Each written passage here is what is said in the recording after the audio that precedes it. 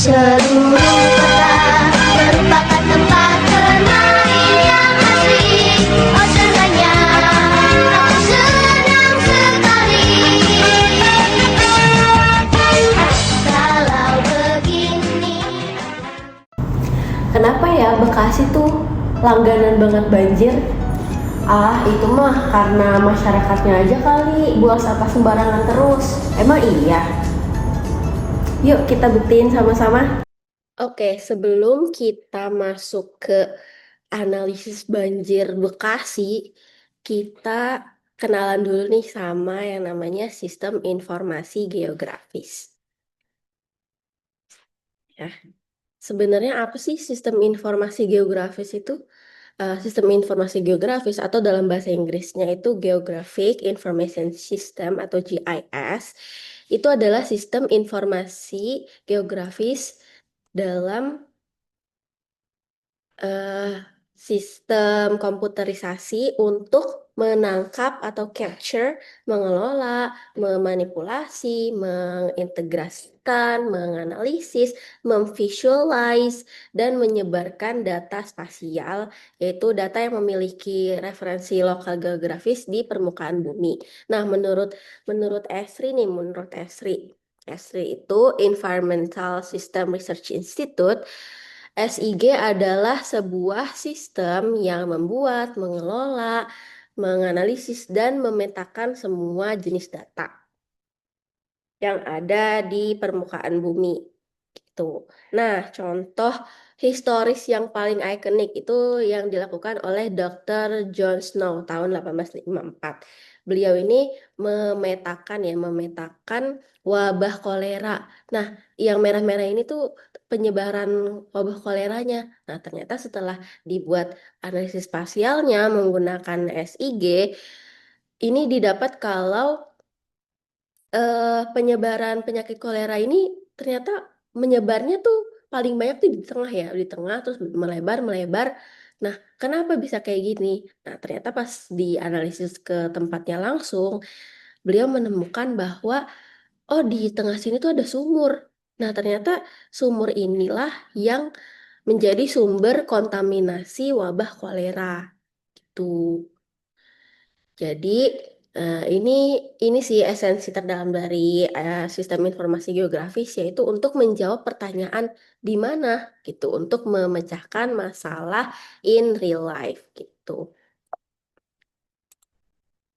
Next, 5 komponen utama dalam SIG. Itu yang pertama adalah hardware atau perangkat keras. Itu kayak laptop, komputer, perangkat GPS, printer, scanner, penyimpanan data, dan lain-lain. Kemudian ada knowledge, ya, yaitu pengetahuan, metodologi, keahlian, gitu, analisis spasial, gitu. Kemudian people, itu yaitu orangnya, yaitu operatornya, analisisnya, dan pengguna yang mengoperasikan sistem. Kemudian softwarenya ini perangkat lunak atau perangkat komputer yang digunakan untuk mengolah data spasial kayak ArcGIS dan QGIS dan lain-lain. Kemudian terakhir ada data, yaitu komponen inti dari SIG, itu data spasial dan data atribut yang akan dikelola dan dianalisis. Tanpa data yang berkualitas ya, analisis SIG tuh nggak akan ngehasilin informasi yang akurat gitu. Makanya datanya harus yang benar. Nah, ngomongin soal data, jenis-jenis data dalam SIG itu udah dibagi menjadi 3 ya, secara garis besar. Yang pertama ada non-spatial data, yaitu yang data yang nggak punya referensi lokal geografis atau nggak punya titik-titik pasti geografis nih. Jadi biasanya cuma berbentuk tabel aja kayak gini. Nah, karena bentuknya tabel doang, jadi data non-spatial ini cuma menjawab pertanyaan apa dan berapa gitu, bukan di mana lokasi kejadiannya gitu. Nah, kemudian ada spatial data. Kebalikan dari non-spatial, spatial data itu memiliki referensi koordinat geografis, jadi dapat dipetakan dan dianalisis secara spasial. Data ini tuh menjawab pertanyaan di mana gitu. Jadi beda dari non-spatial data. Kemudian yang terakhir ada atribut data. Atribut data ini data dalam bentuk teks atau angka yang mendeskripsikan karakteristik suatu objek spasial, kayak baik kuantitatif maupun kualitatif. Nah, atribut data ini tuh selalu melekat gitu ya pada objek spasial dan memberikan makna gitu di balik setiap titik, garis, atau poligon yang tergambar di peta. Jadi atribut data tuh kayak terjemahan lah, kayak ibaratnya terjemahan dari spasial data gitu. Nah, hubungan ketiganya gimana? Spasial data itu kan menunjukkan di mana ya, di mana. Nah, atribut data itu menjelaskan apa dan bagaimana dari data di mana tersebut gitu. Nah, sedangkan non-spatial data hanya punya apa dan bagaimana tanpa komponen lokasi. Ketika non-spatial data dilengkapi dengan koordinat geografis, dia tuh jadi bertransformasi gitu jadi spatial data yang dapat dipetakan dalam SIG. Nah, spatial data itu ada dua. Pertama ada data vektor dan data raster. Data vektor itu mempresentasikan objek geografis menggunakan geometri matematika ya, yang lumayan presisi gitu ya, presisi. Terdiri dari tiga, yaitu titik atau poin, garis, dan area. Tuh. Nah, kalau data raster itu mempresentasikan objek geografis dalam format grid atau pixel, di mana setiap sel itu memiliki nilai tertentu. Raster itu cocok banget sama data yang sifatnya tuh kontinu dan berubah-ubah gitu ya, ubah-ubah dan mencakup area yang luas, kayak contohnya satelit dan peta curah hujan gitu. Nah, bedanya apa sih dari dua ini?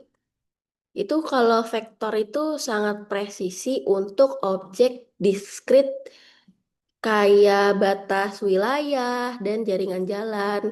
Nah, kalau data raster itu lebih efisien untuk fenomena yang berubah secara gradual seperti suhu permukaan dan ketinggian lahan. Seperti itu. Nah, selanjutnya manfaat dari sistem informasi geografis itu apa aja sih? Pertama, inventarisasi sumber daya alam. Ini tuh untuk memetakan kayak persebaran hutan, lahan pertanian, sumber air, dan mineral yang secara akurat itu bisa mendukung perencanaan wilayah gitu loh dan sumber daya alam di wilayah tersebut gitu. Kemudian pengelolaan lingkungan itu untuk memonitoring deforestasi misalnya atau perubahan tutupan lahan, kualitas air sungai, dampak lingkungan dari aktivitas-aktivitas yang ada di wilayah tersebut gitu. Kemudian untuk mitigasi bencana. Nah, pemetaan ini tuh kayak untuk pemetaan wilayah rawan banjir, longsor, gempa bumi, dan lain-lain. Nah, dan juga untuk transportasi dan perhubungan, kayak untuk perencanaan rute yang optimal, misalnya apakah harus di dataran tinggi ataukah harus di dataran rendah, dan sebagainya.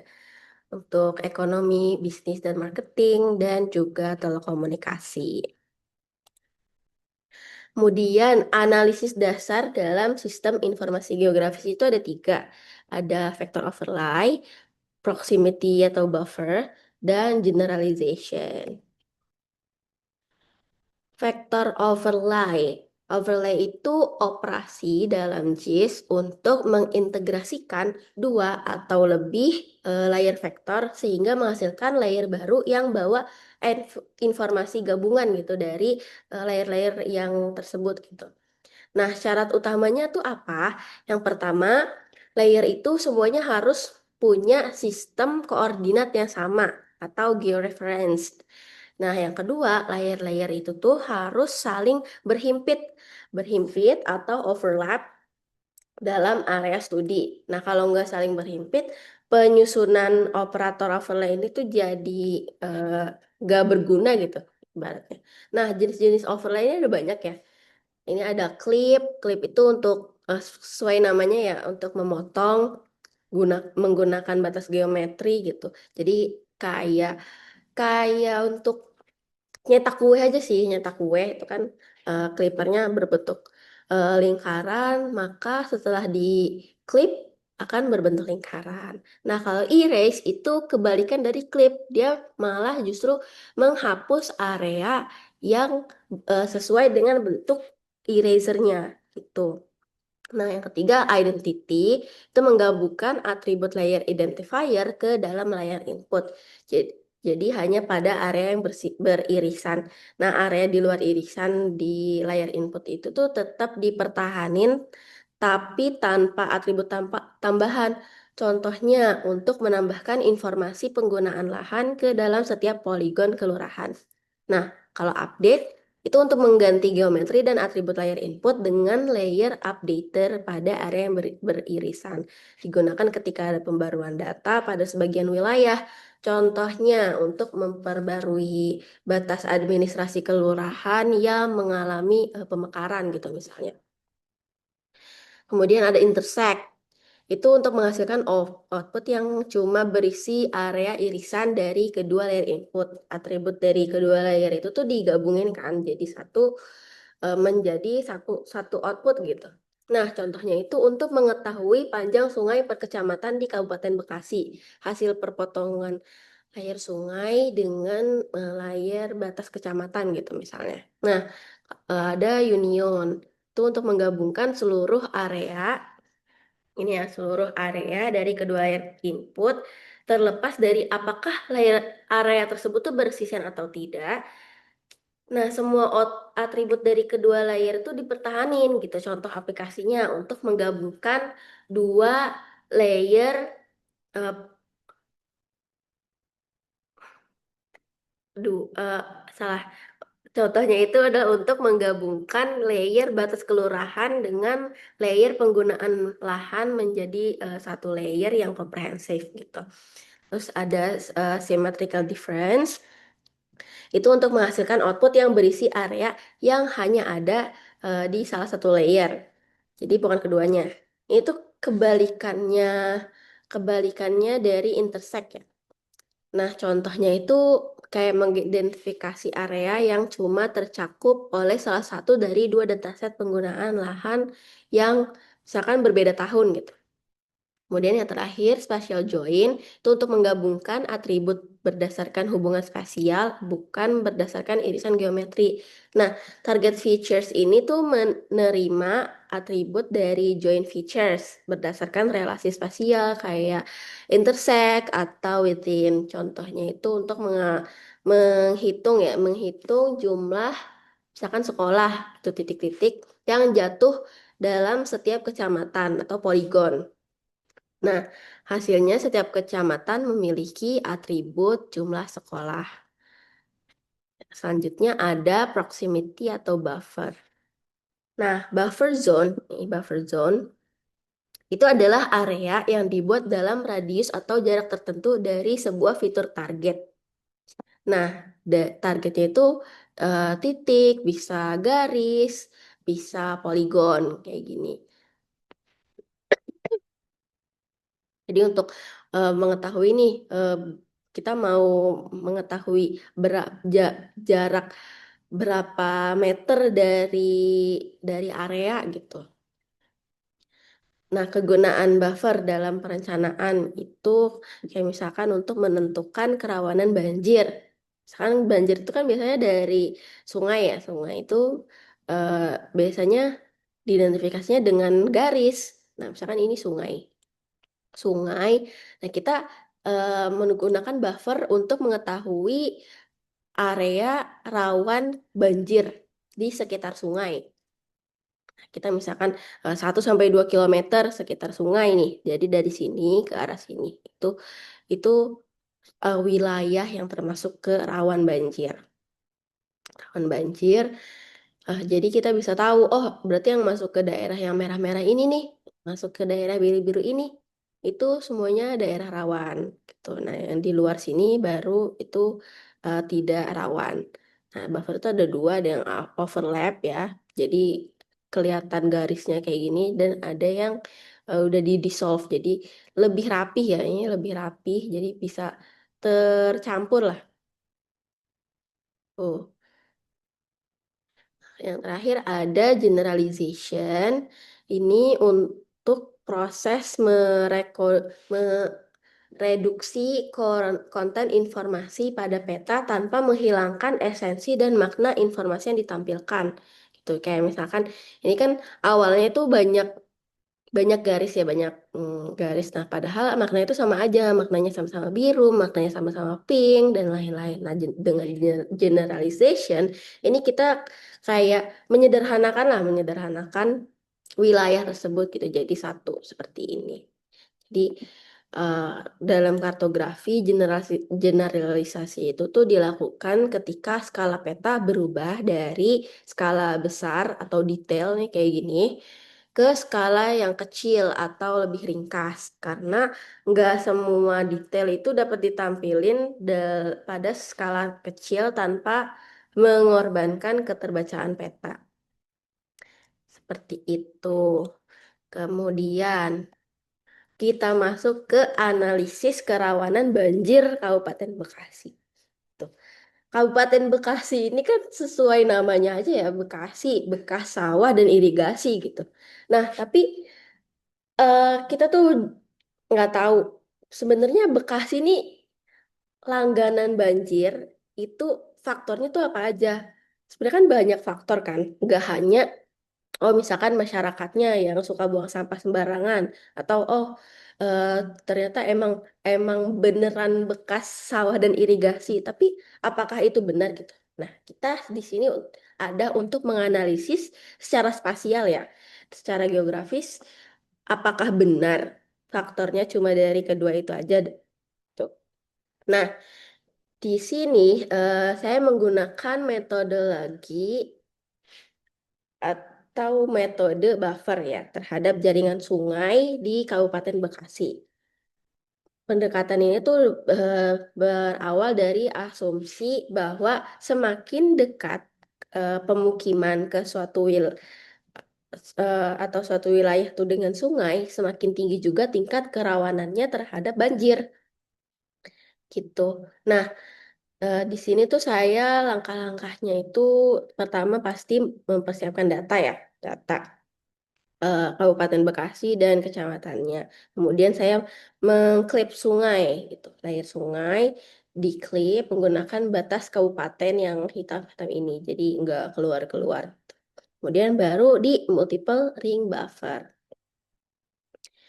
gitu dengan 5 kelas jarak, yaitu ini jarak yang pertama itu yang sangat bahaya, kemudian bahaya, sedang, rendah, sangat rendah, dan ini total. Ini kalau ini hasilnya cukup mencengangkan ya teman-teman. Jadi ini 50%-nya ya, setengah dari Bekasi ini ternyata masuk ke wilayah bahaya, bahaya banjir. Nah, yang kedua terbesar bahkan sangat bahaya. Makanya ternyata oh hampir 78% wilayah Kabupaten Bekasi masuk dalam zona bahaya dan sangat bahaya.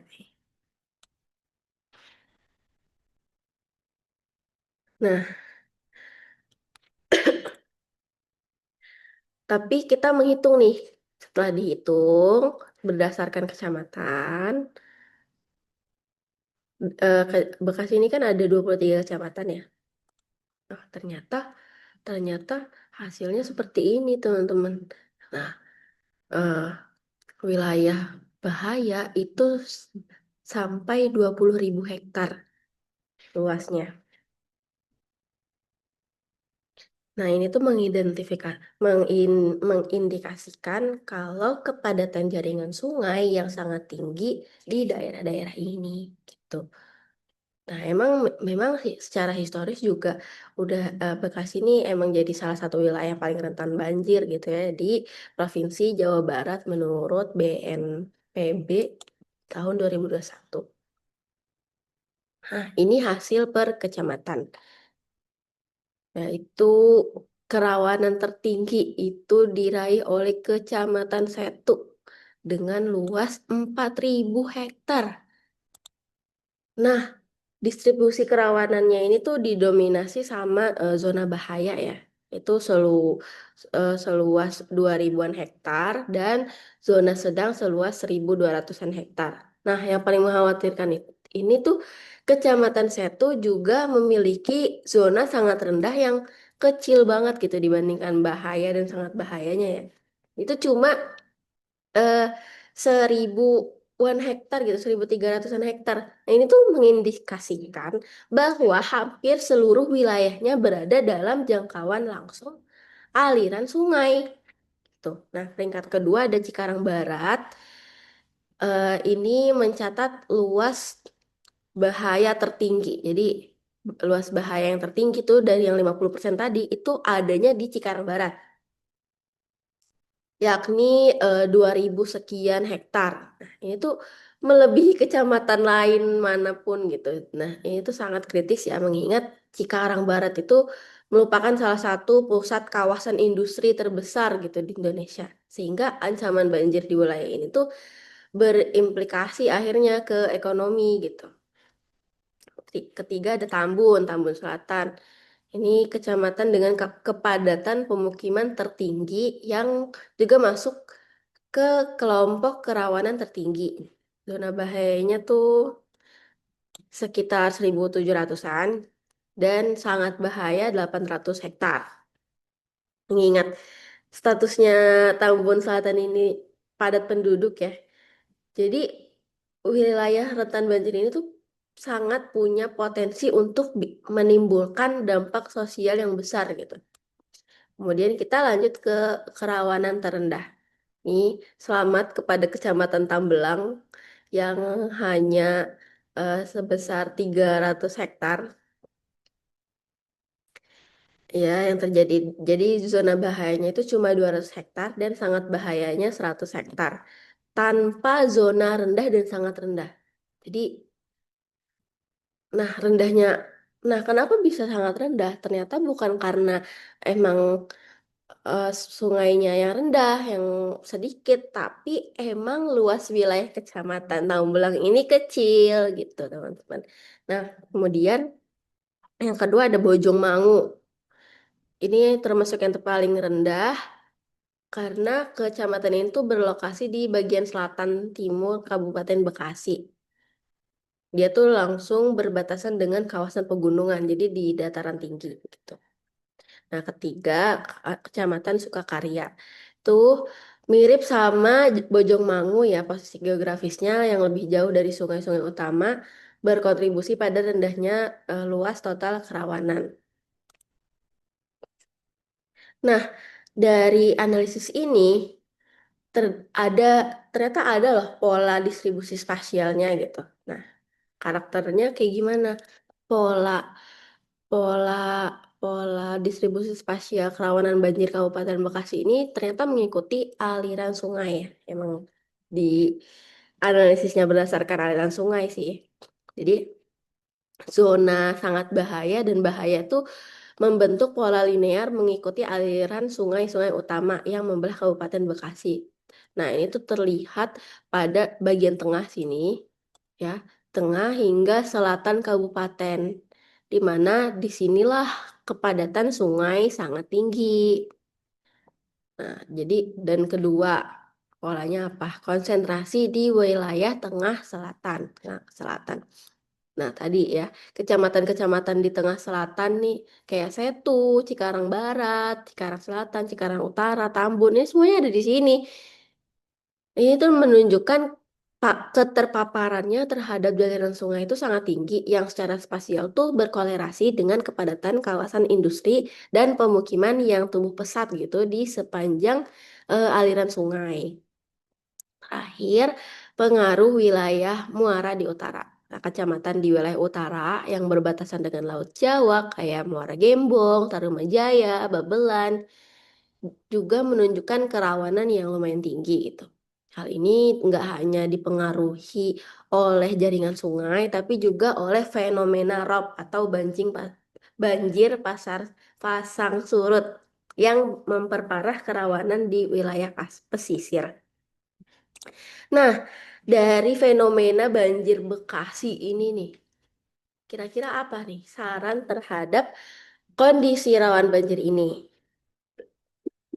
Nah, mengingat tadi hampir 78% ya wilayah Kabupaten Bekasi ini masuk dalam zona bahaya dan sangat bahaya, maka mitigasi bencana ini jadi sangat mendesak, teman-teman. Nah, beberapa rekomendasinya itu kita mitigasi secara struktural, itu normalisasi dan pengurukan sungai secara berkala, terutama di daerah yang melewati Kecamatan Setu dan Cikarang Barat tadi yang tertinggi tadi ya. Nah, kemudian pembangunan tanggul dan drainase di titik-titik kritis sepanjang sungai utama. Kemudian mitigasi non struktural yaitu eh, membuat peta kerawanan banjir yang dihasilkan dari analisis ini sehingga dapat dijadikan basis dalam early warning system atau sistem peringatan dini berbasis SIG, di mana ambang batas curah hujan dipetakan terhadap zona buffer untuk mengaktifkan protokol evakuasi secara otomatis gitu. Kemudian yang terakhir penegakan sempadan sungai sesuai dengan regulasi. Kemudian Bekasi juga kan dikenal sebagai kawasan industri terbesar ya di Indonesia. That's why UMR-nya juga lumayan besar gitu di Bekasi karena banyak pabrik-pabrik industri tuh di sini. Nah, kayak MM2100, Egypt, Freeport Cikarang, dan kayak Delta Silicon, itu semuanya lokasinya kalau nggak di Cikarang Barat, Cikarang sekitar selatan ya sekitar situ gitu. Nah, justru disitulah zona rawan banjir yang paling tinggi. Nah, karena itu risiko ekonomi itu sangat signifikan. Nah, untuk mengatasi ini, maka ada saran untuk kebijakan ekonomi, yaitu yang pertama, kewajiban asuransi bencana bagi seluruh industri yang berlokasi di zona bahaya dan sangat bahaya. Yang kedua, regulasi atau relokasi kegiatan dari zona sangat bahaya. Jadi kegiatan-kegiatan itu dipindahin lah ke zona yang aman gitu. Kemudian yang terakhir, insentif fiskal atau ya skema kompensasi lah bagi masyarakat yang berinvestasi di zona aman. Tuh yang. Nah, kerawanan banjir di Kabupaten Bekasi juga nggak hanya berdampak pada sektor industri, tapi juga pada jutaan penduduk yang bermukim di kawasan Kabupaten Bekasi gitu, kayak Tambun nih, Tambun, Babelan, Cikarang, Cibitung, itu kan banyak ya penduduknya, masyarakatnya. Itu juga beresiko gitu, beresiko dampak sosial kayak eh, ban dari banjir ini kayak gangguan kesehatan, terputusnya akses pendidikan kan karena banjir nggak bisa lewat, dan penurunan kualitas hidup masyarakat yang rentan. Nah, rekomendasinya apa? Yaitu edukasi dan literasi bencana melalui integrasi materi kebencanaan dalam kurikulum sekolah dasar hingga menengah lah di zona-zona rawan serta sosialisasi rutin rutin peta kerawanan banjir pada masyarakat dalam format yang mudah dipahami. Kemudian pembentukan kelurahan tangguh ben- kelurahan tangguh bencana di kawasan prioritas. Serta juga penambahan aksesibilitas fasilitas kesehatan darurat di zona rawan banjir. Ya, mungkin. Nah, oke, kesimpulannya, teman-teman. Jadi, Bekasi itu langganan banjir, banyak faktornya. Bukan hanya dari perilaku masyarakatnya yang suka buang sampah sembarangan misalnya, dan juga tapi juga dari sisi lokasi itu wi- wilayah Bekasi itu banyak paparan sungai. ditambah secara historis juga memang bekas irigasi dan sawah yang mana banyak dataran rendah. Jadi makin-makin lah itu air ketika tumpah dari langit itu mengendap di Bekasi itu lama jadinya banjir. Itu that's why pentingnya mengetahui ilmu sistem informasi geografis ini agar kita punya ilmu lah, ilmu untuk mengidentifikasi, oh kenapa kenapa wilayah ini tuh sering banjir ya, kenapa wilayah ini tuh sering longsor ya. Jadi kita punya landasan yang memang memang sesuai gitu dengan fakta yang terjadi di lapangan. Seperti itu. Saya Suci Anastasia Huzaifa dengan NIM akhir 078 pamit undur diri. Mohon maaf jika ada kesalahan dan ucapan. Terima kasih atas perhatiannya. Wassalamualaikum warahmatullahi wabarakatuh.